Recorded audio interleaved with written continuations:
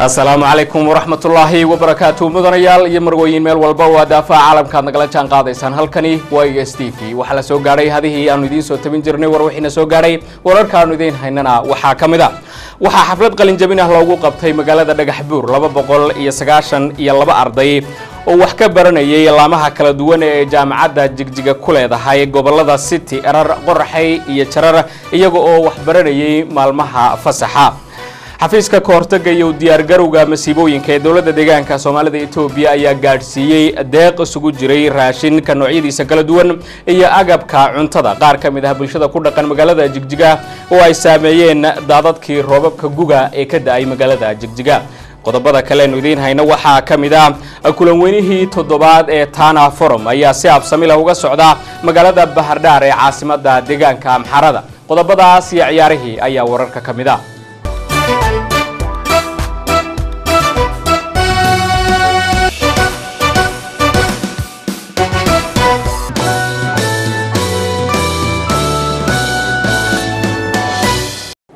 markale kulanti wanaagsan ku soo dhawaada warkii oo faahfaahsan aniga Maxamed Axmed ayaa idin la socodsiinaya waxa xaflad qalin jabin ah loogu qabtay magaalada Dhagaxbuur 292 arday oo baranayay waxbarashada maalmaha fasaxa iyaga oo ka baranayay laamaha kala duwan ee jaamacadda Jigjiga ku leedahay gobolada City Erar Qorraxay iyo Jarar warbixin muurtaas ku saabsan Mustafa Yusuf ayaa inoo soo diray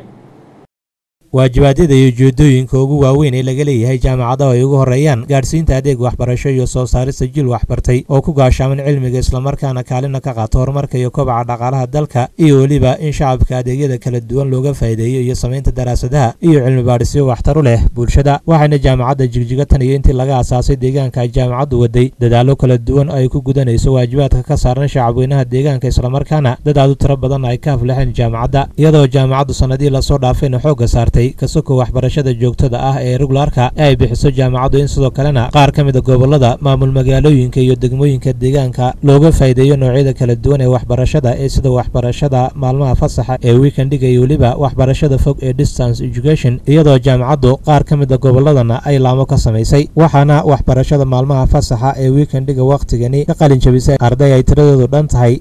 292 arday oo 65 ka mid ah yihiin gabdho kuwaas oo ku qalin jabiyay heerka waxbarashada degree isla markaana wax ka baranayay laamaha kala duwan ee jaamacadda Jigjiga ku leedahay gobolada City Erar Qorraxay iyo Jarar bartayna culunta kala duwan ee bixiso jaamacaddu iyadoo munaasabada qalin jabinta ardaydan oo ka dhacday xarunta gobolka Jarar ee maamulka magaalada Dhagaxbuurna ay ka soo qayb galeen mas'uuliyiin isugu jirtay heer deegaan kuwa jaamacadda Jigjiga maamulka gobolka Jarar iyo maamulka magaalada Dhagaxbuur qalin jabiyaasha iyo waliba waalidiinta iyo asxaabta ardayda qalin jabinaysay waxaana ugu horeyntii munaasabadani qalin jabinta ka hadlay isla markaana ardayda qalin jabisay oo hambaliyay madaxweynaha jaamacadda Jigjiga Dr. Cabdicaziz Ibrahim oo sheegay in jaamacadda Jigjiga ay qorsheynayso sidii fursadahani waxbarasho loo gaarsiin lahaa heer ilaa degmo ardayda qalin jabinaysayna kula dardaarmay inay sii wataan waxbarashadooda ujeedadan anagu leenahay ta koobaad ardaydii meesha ku baranayeen ama gurigeeda ku baranayeen in inta loo tago qalin jabinta xafladana loo geeyo maanta waa Dhagaxbuur de barina qabri daar goday shini lafiiq saabi u wareegaysa qalin jabintu kolka ujeedada labaad waa maxay bulshadu ama ardaydu iyagoo halkan jooga qaar baa baranaya qaarna fursad ma isticmaalayaan kolka dadka in la baraarujiyo de fursadan qaali ah ilaa gurigiina idin ku timid inaad ka faa'iideysatiin qorshaha labaad oo maanta inaan idin sheego rabo kani waa 5 center kaliya tooyaan degmo kasta jaamacaddu horta waxa loo aasaasay in bulshada wax u qabato kolka wax qabadku waa maxay waxbarashada ilaa degmada la geenay weeyaan waxa jira aan imika qorshaha ku dhex jira distance education oo inta tabarteena haduu ilaahay na gaarsiiyo degmo kasta in distance education la gaarsiiyo dhinaciisa wasiir ku-xigeenka xafiiska waxbarashada dawladda Soomaalida Itoobiya mudane Maxamuud Axmed Nuur ayaa sheegay in fursadani tahay mid qaali ah oo waxbarashada goobahooda lagu gaarsiiyay shacabka sida awgeedna ay laga maarmaan tahay in si aboon looga faa'iideysto dadaalka jaamacadda Jigjiga wadana yahay mid la bogaadiyo waxaan ogsoonahay inay tahay waxbarashadu faraha horumarka waxbarasho la'aan in la gaari karin horumar ayaan ogsoonahay sidaan ogsoonahay xafladan maanta waxay kaga duwan tahay xafladii hore waxa weeyaan gobolka Jarar lagu qabto waa xafladii ugu horeysay ee heer jaamacadeed oo maanta guriga ku timid oo lagu qabanayo macnaha magaalada Dhagaxbuur ayay noqonaysaa waan ogsoonahay waxbarashada hadda ka hor haddii dhagax buur ahaan aan eegno meelaan u dooni jirnay waan garanaynaa deegaano kale tegi jirnay meelo fofog baan tegi jirnay marka waxaa weeyaan 27 sano intaa deegaanka hadda u jiray xukuumaddan systemka cusub jiro waa markii u horeysay ee qalin jabin heer jaamacadda magaalada dhagax buur qabta ay noqonaysaa marka waxaan leeyahay hambali arrintaasna hambali waxauna gudoomiyaha gobolka Jarar Mudane Cabdi Cali Matan oo munaasabadani qalinjabinta hadal kooban ka jeediyay sheegay in ka gobol ahaan ay farxad weyn u tahay qalinjabintan maanta oo ah tii ugu horeysay ee jaamacadda Jigjiga ku qabato meel ka baxsan jaamacadda Jigjiga waxaana munaasabadani qalinjabinta ardayda natiijooyinka wanaagsan ka keenay waxbarashadooda lagu gudoonsiyay abaalmarino kala duwan iyadoo qaybaha kala duwan ee ardayda qalinjabisay oo dareenkooda wax ka weydiinay ay sheegeen inay aad ugu faraxsan yihiin fursadan qaaliga ah ee ay heleen iyagoo ku sugan goobahooda waxaan ka qalinjabiyay departmentiga public administration waxaan dhiganay muddo 3 sano aan soo dhiganayay aad baan u faraxsanahay maanta waxa farxad baan ii tahay waxaana ballan qaadayaa aqoontii aan bartay inaan dadkayga iyo dalkaygaba aan mataqaanay ugu shaqeeyo si daacadnimo ah oo ay ka go'an tahay aad ayaan faraxsanahay maanta farxadaydu ma aha mid la soo koobi karayo anigoo muddo dheer aan soo baranayay ayaan maanta waxaan gaadhay waqtigii qalinjabintaydii ah taas oo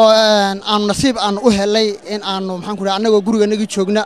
anagoo shaqadanadii haysana anagoo maxaan ku dhahay dhinaca shaqadii ka wadna dhinaca waxbarashadii maxaan ku dhahay ayaanu ka wadanay marka aad farxadaydu wax maanta la soo koobi ma aha xafiiska ka hortagga iyo diyaargarowga masiibooyinka ee dawladda deegaanka Soomaalida Itoobiya ayaa gaadhsiiyay deeqo isugu jiray raashinka noocyadiisa kala duwan iyo agabka cuntada qaar ka mid ah bulshada ku dhaqan magaalada Jigjiga oo ay saameeyeen daadadkii roobabka guga ee ka da'ay magaalada Jigjiga Lumaan Cabdi Axmed ayaa warbixintan eegaya sida la wada ogsoon yahayba guud ahaanba Soomaalida geeska Afrika degta gaar ahaan Soomaalida Itoobiya waxa inta badan saameyn jiray abaaraha soo noqnoqda oo dhaca sanadkiiba hal mar ama labadii sanaba mar maadaama ay si fiican ay u heli jireen roobabkii xillilaha ahaa ee dii jiray guga iyo dayrta ama ay wajihi jireen sanad ama 2 sano taasi oo keentay aqoon la'aanta wacyigelinta oo yareeda iyo wixii la mid ah bulshada iyadoona xaaladda isbeddelka cimilada adduunka ku wajahan aan la saadaalin karin taasi oo sababi jirtay abaar ba'an oo geysata khasaaro naf iyo maalba leh nimco waliba nusqaanteeda ayay leedahay waxaa waqti xaadirkan guud ahaanba deegaanka ka curtay roobab laxad leh oo khasaaro naf iyo maalba la geystay sababayna fatahaado laxad leh iyadoona marar badan ay xukuumadda deegaanku ay hore uga digtay balse ay ku dhawaada in ka badan muddo laga joogo 30 sano aysan roobkan oo kale una deegaanka ka di'in ayaa khasaaro ka geystay guud ahaanba degmooyinka ku teedsan jiinka webi Shabeelle ee sida iimay bari qalaafo oo ah midda ugu daran oo u baahan gurmad degdeg ah firfir goday iyo xafada ka mid ah magaalada Jigjiga oo ku yaala jiinka toga faafana ee dhaxmara magaalada Jigjiga ayay daadadka roobkuna ay wax u geysteen waxaana xusid mudan inay xukuumadda deegaanku ay agab iyo raashin noocyadiisa kala duwan ay gaarsiisay bulshada ay fatahaadaha roobka toga faafan ay saameeyeen ee xaafadaha magaalada Jigjiga haddaba waa kuwan qaar ka mid ah bulshadii deeqdani la gaarsiiyay ee ku dhaqan xaafadda Kooyutanaad ee maamulka magaalada Jigjiga oo dareenkooda aan wax ka weydiinay dadkii daadashu ay waxyeeleeyeen baan nahay si fiican baa hadii dawladda noogu soo gurmatay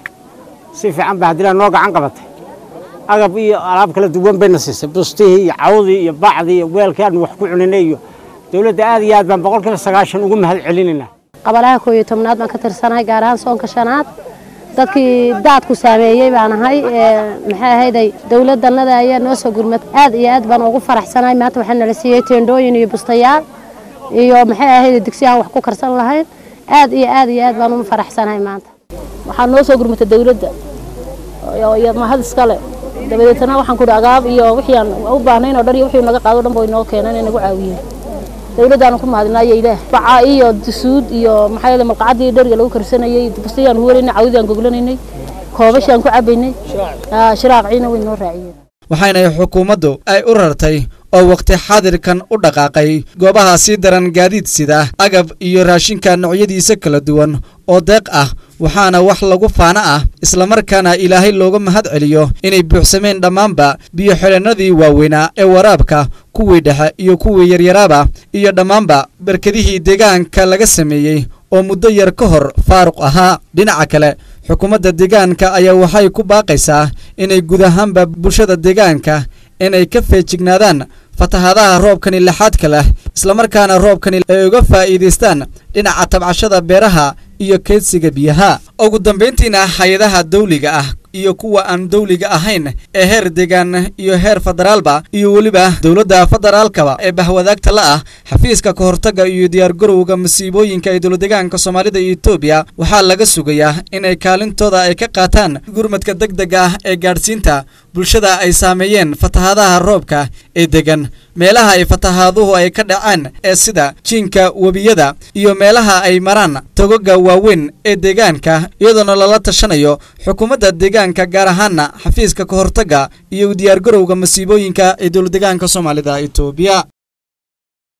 wakaalada shaqo abuurka iyo damaanad qaadka cuntada ee maamulka magaalada Jigjiga ayaa u qabatay kulan wacyigelina gudiyada u xilsaaran soo xulida dadka danyarta ah ku dhaqan 5 xaafadood oo kamid ah xaafadaha magaalada Jigjiga ee ka faa'iideysanaya wareegga labaad ee mashruuca shaqo abuurka iyo damaanad qaadka cuntada. warbixin umuurtan ku saabsan Cabdi Maxamed ayaa eegaya. kulan wacyigelin oo ay soo agaasintay wakaalada shaqo abuurka iyo damaanad qaadka cuntada ee maamulka magaalada Jigjiga ayaa ka qabsoomay magaalada Jigjiga. mashruucan shaqo abuurka iyo damaanad qaadka cuntada ayaa tirarka lagu tirtirayo saboolnimada fursado shaqana loogu abuurayo dadka danyarta ee shaqaysan kara iyo kuwa aan shaqaysan karinba. haddaba mashruucan oo markii koowaad looga faa'iideeyay dad danyar oo ku dhaqan 3 xaafadood oo magaalada Jigjiga ah dadkaasi oo loo sameeyay mushahar halkayna ay ka shaqaynayeen horumarka magaalada sida nadaafadda iyo dhiraynta magaalada. mashruucan ayaa wareegiisii labaad waxa lagu 5 xaafadood oo kamid ah magaalada Jigjiga. haddaba si faham guud looga siiyo bulshada ayaa waxa maanta kulan wacyigelin ah loo qabtay gudiyada qaybaha kala duwan ee bulshada ee soo xulay dadka danyarta ee ku dhaqan 5 xaafadood cusub ee ku biiray mashruucan shaqo abuurka iyo damaanad qaadka cuntada. shirkan ayaa waxay mas'uuliyiin ka socotay heer federaal ay maqal iyo muuqaal lagu soo bandhigayeen ka soo qaybgalayaasha qorshaha iyo muhiimadaha mashruucan shaqo abuurka iyo damaanad qaadka cuntada uu leeyahay iyo shuruudaha looga baahan yahay ka faa'iideystayaashu inay sameeyaan. kulankan ayaa waxaa nooga warbixiyay ujeedooyinkiisa ugu muhiimsan maarayaha wakaalada shaqo abuurka iyo damaanad qaadka cuntada ee maamulka magaalada Jigjiga mudane Cabdullaahi Cabdi. 5 qabale ee maanta wareegga labaad galayay culimadiinkii qabalayaasha dhalinyaradii ururka dhalinyarada hooyooyinkii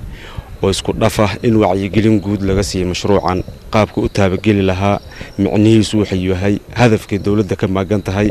maadaama kii wareegii koowaad uu saldhigay kana inuu si ka fiican u saldhigo awgeed ayaa wacyigelin ballaaran inaan ka siino maanta ugu talagalnay iyadoo xubno kala duwan ay nooga socdeen federaalka noo joogeen. marka maxaan soo dhafnay dadkan qof walba iyo qofku garanayo haddii noqoto culimadiinka oo kale sidee xaqii diintaanada iyo wanaageeda say wax dadka ugu dhigaysay qofka baahan in la hormariyo ayagana inaan ku dhafno hooyooyinkii qofka hooyada cadka ah ee gurigeeda joogta qofka garanaysa hooyada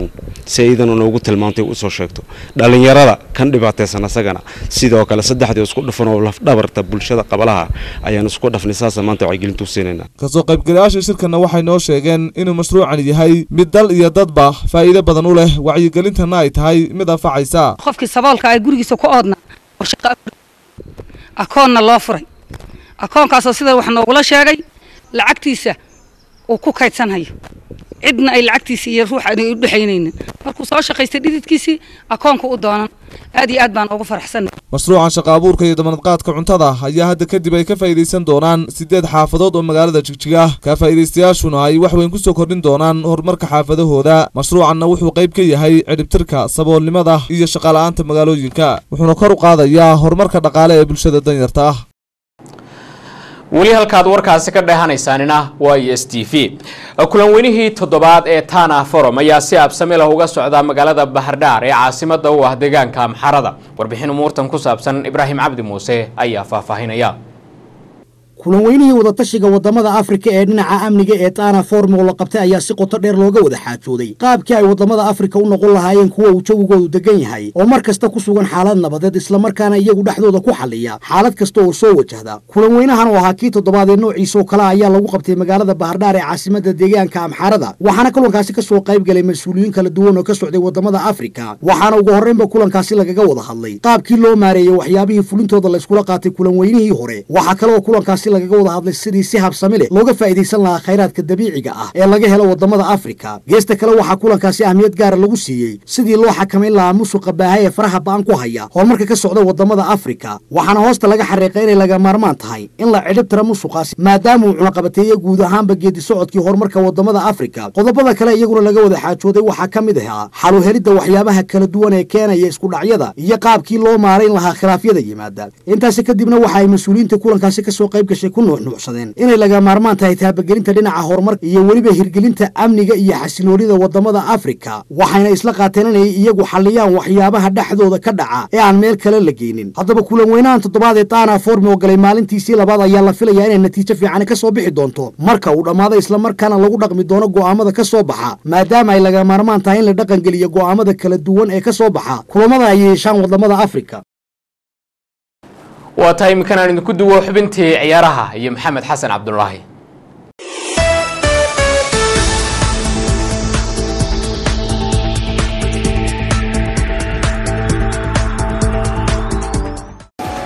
Real intent from Liverpool and a follow-up from Salah and Liverpool have a second. xidiga xulka qaranka Masar ee kooxda kubadda cagta Liverpool ee Maxamed Salah ayaa ilaa iyo hadda soo taabanaya shabaqa kooxaha horyaalka English Premier League isagoo goolkiisii 13aad ee xilli ciyaareedkan ka dhaliyay kulankii West Bromwich Albion wuxuuna ciyaaryahankan gaadhay heer ay adag tahay inuu gaadho ciyaartoy weerarka ka ciyaara oo weliba qaadanaya xilli ciyaareedkiisii ugu horreeyay kooxda kubadda cagta ee Liverpool ciyaaryahankan ayaa barbaray rikoodho ay wada hayeen ciyaaryahanada Alan Shearer, Cristiano Ronaldo, ciyaaryahanka Luis Suarez kubaasi oo min 38 kulan oo dhanka Premier League ku soo dhaliyay min 31 gool laakiin xidiga qaranka Masar ayaa haysta fursad uu saddexdan nin ku dhaafi karo haddii uu hal gool dhaliyo saddexda kulan ee kooxdiisa Liverpool ugu hadhay xilli ciyaareedkan English Premier League ciyaaryahankan ayaa sii dheeraystay gool dhalinta horyaalka English Premier League isagoo ilaa iyo hadda uga cadcad in uu ku guuleysto kabta dahabka gool dhalinta English Premier League inkastoo weli uu Harry Kane dagaalka qayb uu ka yahay gool dhalinta Premier League Maxamed Salah ayaa noqday ciyaartoygii saddexaad ee dhanka horyaalka koobaad ee English Premier League ka soo ciyaaray hal xilli ciyaareed tartamada oo dhan dhaliya 40 gool amaba in ka badan isagoo goolkii uu ka dhaliyay kooxda West Brom ay u noqotay goolkiisii 40aad tartamada oo dhan uu dhaliyay kooxda Liverpool ciyaaryahanka Alan Shearer oo ah xidigii ugu horreeyay hal xilli ciyaareed 31 gool ka dhaliyay English Premier League wuxuuna rikoorkan markii uu ka tirsanaa kooxda Blackburn uu dhigay halka xilli ciyaareedkii 2007 Cristiano Ronaldo isna Manchester u ciyaarayay oo xilli ciyaareedkiisii ugu horreeyay u dhaliyay 30 gool Luis Suarez ayaa noqday xidigii saddexaad ee hal xilli ciyaareed oo Premier League 31 gool dhaliya isagoo 2013-14 u dhaliyay Liverpool Maxamed Salah ayaa haatan soo galay kaalinta afraad isagoo xilli ciyaareedkan leh 30 gool balse fursad u haysta in rikoorkaasi uu jibiyo Salah is there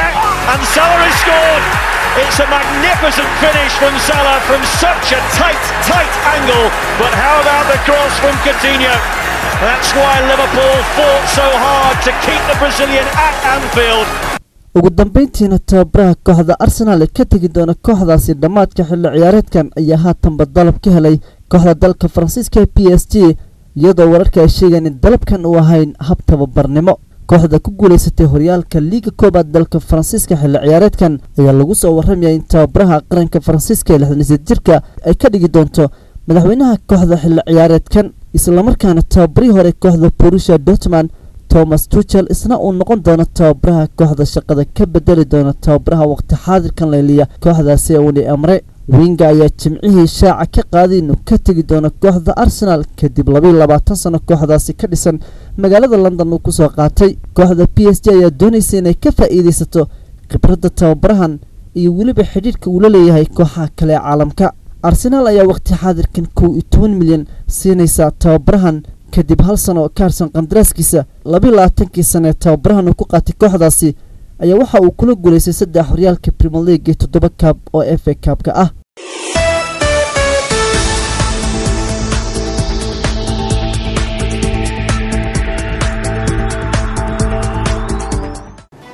akhyaarta qiimaha iyo qadarinta mudan ee hawada nagala xidhiidho intaasi waxaynu ugu eeg war wixina soo gaadhay tan iyo intaaynu isugu imaan doono wararkan la mid ah aniga akhyaarta igala qayb gashay tawinta warkan isku dubno waxaan idinku dhaafaynaa asalaamu calaykum waraxmatullaahi wabarakaatuh